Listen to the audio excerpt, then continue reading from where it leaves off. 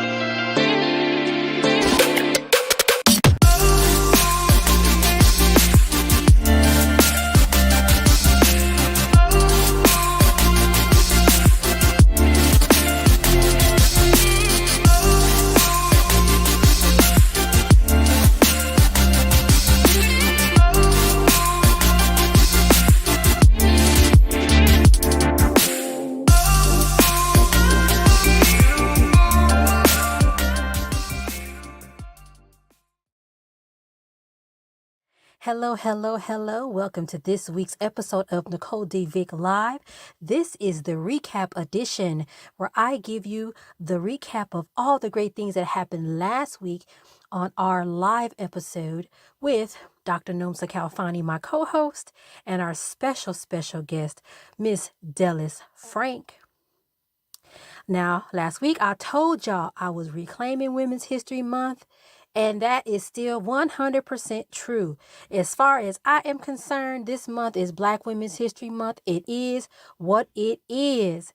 And as a reminder, as we honor our ancestors and gives ourselves an opportunity to dream of a future where Black women's lives matter, I have a couple of tips for you. I said them this last week. I'm going to say them again this week. Listen to Black women, because we be knowing. And yes, I threw that B in there, because you know what that means. We be knowing. We stay knowing. We are always knowing. We have the answers because we see so much. Pay us. There is still a pay gap, based on gender. Pay us. Pay us for our work, our effort, our talents. Don't have us doing stuff for free. Don't ask for no discount. Pay us what we are worth. And last but not least, I got a little emotional last week on this one. Let us lead. Now, as I said last week, we don't need your permission to lead, but still, let us do it. Because we be knowing all the things and we can do all the things. So let us lead. All right.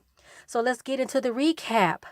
I had such a great time with Nomsa. She had been away last month, so it was good to have her back. And our special guest, Dellis Frank. She is an artist.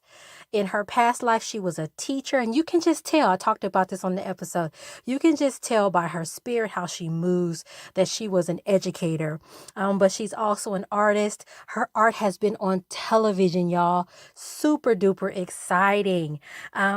In the episode, she talked about who her favorite Black woman is. And she said it's her mom, that her mom spoke so much life into her, actually spoke her being an artist early on in her life. And she was one of those women I called Black girl magic women, have all the things going on, had all this education. She was having these clubs, volunteering, doing all the things. And it was just so amazing to hear Della speak about her mom in that way. Now, Dellis and I and Nomsa met about maybe 15 years, maybe longer than that. We were thinking about 2008, 2010. So that's longer than 15 years. My math ain't right. I don't be knowing. But back in the day, in the early 2000s, we met.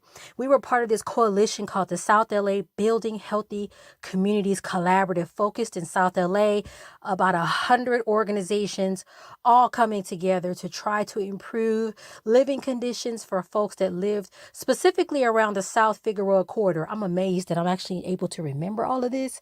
As I'm telling you this now, I'm like, it never left my brain. And so you can imagine there was all sorts of sectors involved in this effort. And that's actually how NOMSA and I met, how I met the other sister friends, and how I met Dellis, or how we met her. And so, I would say, along with all the other initiatives and efforts that came out of that 10-year work from that coalition, the relationships and networks that were created are also, I would say, a huge success for that. Dellis talked about how her artistic side evolved over time, and she talked about, I always felt like I was an artist. I don't think there was ever a time in my life that I wasn't. So she was always creating. And I think that's just something that is really important. I talk to my daughter about a lot because she's an artist, but she's kind of let it go. And I'm like, you need to keep that part of you alive, because oftentimes it's what really keeps your soul filled, or sort of happy. It's why I paint my nails every week, right? So really, really cool. Then we talked about how important it is to use art to represent Black womanhood, and how it is important for Black women artists to create and to make sure that their work is sort of shown and valued. So after we talked a little bit about that, she shared the art piece called No Barbies Allowed. And the cool part about this art piece is I'm in there, NOMSA's in there, a lot of the local Black women leaders, the mayor of Los Angeles, some of our more seasoned women, Fran, who was actually a guest on the Nicole D. Vick Live. And it was amazing to see so many Black women represented. And I didn't know it. She sent me, I've seen the artwork or art piece, but I did not know that the dang on thing was 8 feet tall. No idea. That is amazing. And so I was like, what? And it's on display. I forgot exactly where she said it was, but it's on display. So check out the episode. We stuck a photo up on the podcast, or you can go to Dellis's Facebook and you can see it there. So cool. So yeah, that was just a really amazing episode of Nicole D. Vick Live. I'm really happy it popped in my head. Wait a minute, we need to have Dellis on so we can talk about art. We haven't had an artist on Nicole D. Vick Live, so this is the first time, and I'm really glad it was her. And we got to hear her story and the beauty of the art that she creates and why she creates it. So yeah, follow her, keep up with her, because she's got a lot of great things coming and is all over the place. She's retired now, so she can do all the art things and go to all the art exhibits, and it's amazing. So follow her and keep up with her. Now over on social media, whoop whoop. So same old same with Instagram. I told you I think Instagram done died. Something didn't happen. It's in the coma. I don't know what's going on. So I don't really post there much. I do put my nail looks up, and I did this really cool look with nail foils. I'm going to call it the sunrise sunset look. One hand is sunrise, is orange and yellow ombre going on, and then the other side is more of a sunset to me. It's more of a blue and a green sort of tone, and I really like it. It's ending the end of its life right now. It's time to switch it up, but really, really proud of that look, because the nail foils was acting a fool, and I didn't know what to do. So I said, let me just keep layering the nail foils on, and eventually I think it'll get to a level where I'm happy with it. So I was being artist. I was feeling like an artist, like, what's wrong with this? What's going on? But I got it together. So hopefully you enjoy that look. I'll try to, play with them again on another time. Next week we'll see. I'm thinking of some ombre and some zebra print. I don't know. We'll see what happens. But sunrise, sunset was the look of the week. Now on LinkedIn now. I don't know what I was going through, but I was on one because I kept seeing these posts that were speaking to the part of me that is really learning and focusing on social justice and public health. And so, one thing I'll say is, that is the result of having a really, really well curated feed. And that comes from being intentional about who you follow and who you don't follow. So then when you open your LinkedIn or your Instagram or your Facebook or your TikTok, you will start to see the types of things that you want to see. And I don't think there's anything wrong with that. So on LinkedIn, there was some conversation around, again, sort of race equity, public health, and social justice. And I started to talk about, well, when you start to understand how these institutions were designed initially in the beginning stages of industrialization, urbanization, and urban planning, for example, public health and other institutions were trying to improve living conditions, focus on housing and what to do with sanitation and trash and things. They had very archaic ideas about who deserved certain things and who didn't. And so if you were Black, if you were an immigrant, if you were a native, you were often the person or the group that bore the burden of any type of decision that had to do with sanitation. Well, we're just going to put it over there where they are. Or, let's move these folks out of the way so that we can do this thing that we want to really do. Right. So, I started to really start to talk about those things, and a lot of the posts that I was seeing that had, leanings around social justice, public health, like we got to understand the foundation of a thing before we can really understand what that thing is today.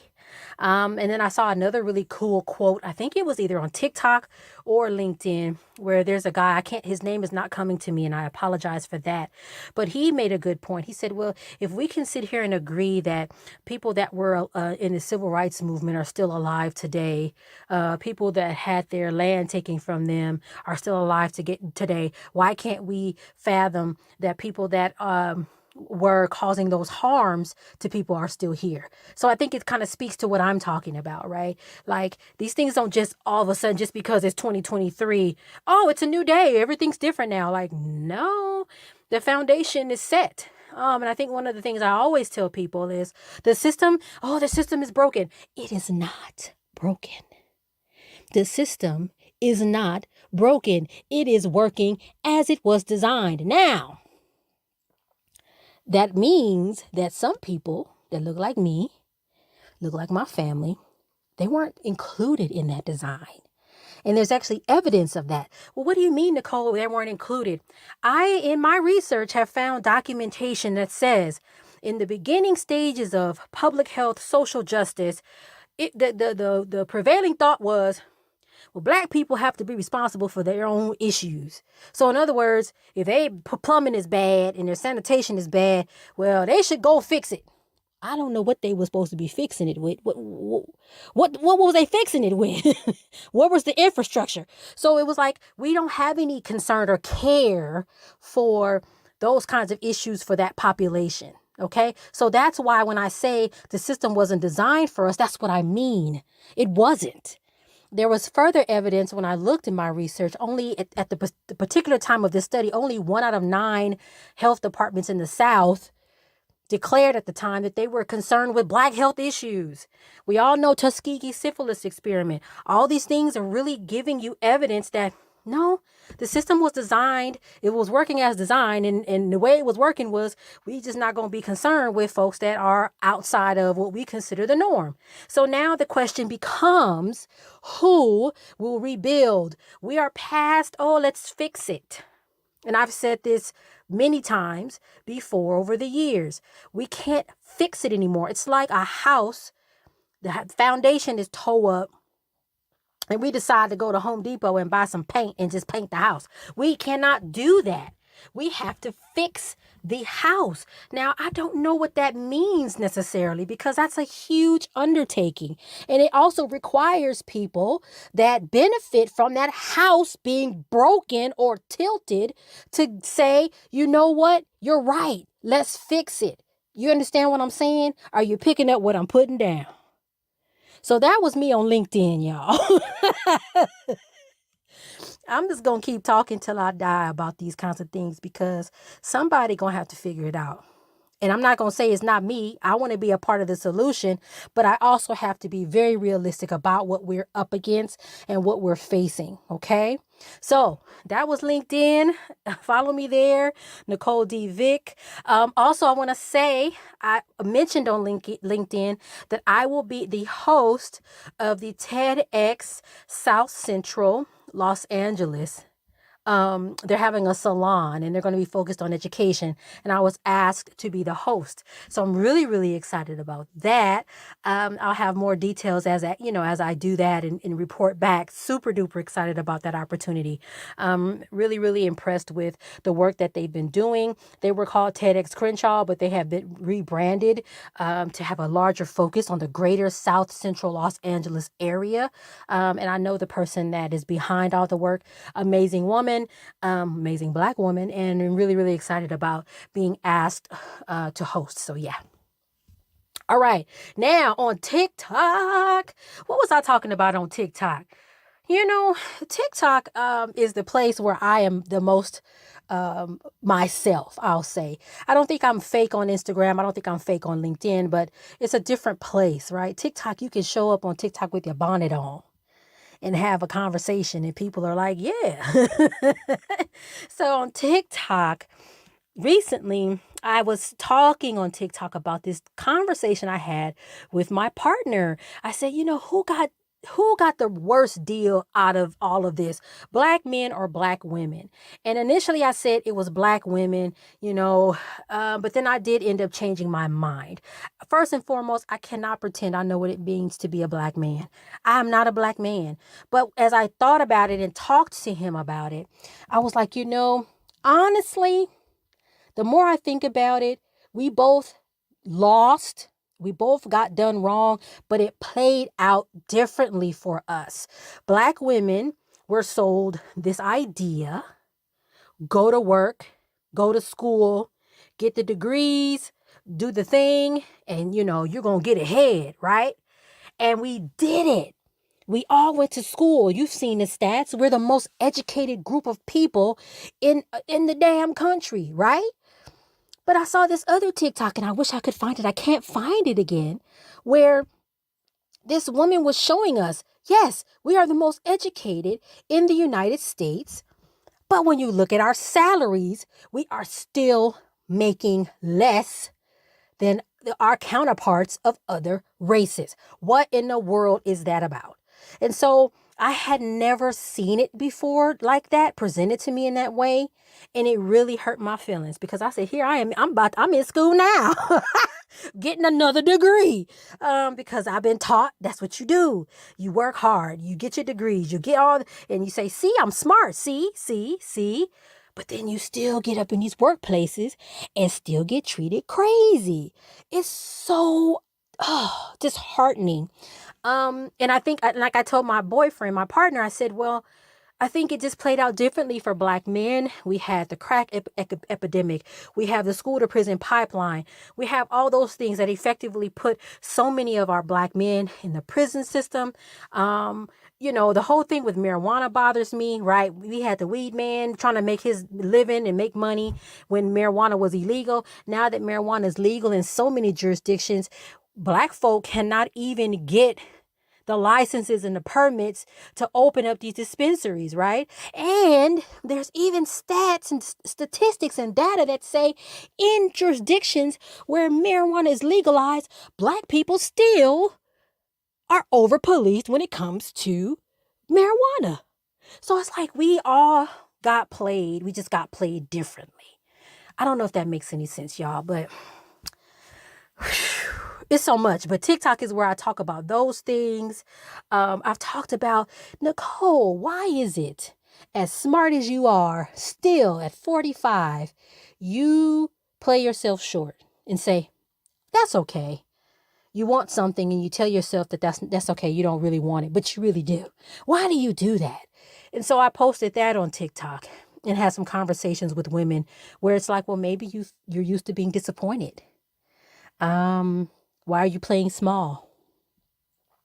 Why don't you ask for what you want? So it was a really good opportunity to reflect. And that's why, again, I love TikTok. TikTok, again, if you curate your feed in a way that works, you will start to see things that are educational, informative, and you learn from. I was randomly scrolling through and I saw a post. His name is I think his name is Kimberly. And they were talking, and your turn is coming. That job you're looking for is on its way. And just the words they spoke to me. I was in the parking lot about to start crying, listening to Kimberly say some things that really hit me in a way where it's like, wow, this resonates. So definitely check me out on TikTok and all my other social media. All of them are the same, Nicole D. Vick. Well, that's all I got. I'll see you guys next week. I think we were going to probably put an episode of Pushing Through out for you to take a look at. As always, follow me on my social media, as I just mentioned. You can also check out my website, www.nicoledvick.com. We're doing some upgrades to the website. I'm adding more content, some of my speaking engagements, some of my articles that I've written, so that you just can get a better understanding of who I am and what I think. If you need me to come host an event, baby, I can do that. I'm an MC. I'm a keynote speaker. I'm a trainer, a facilitator. You can reach out to me on my website as well for that. All right, y'all. I'll see you next week. Bye.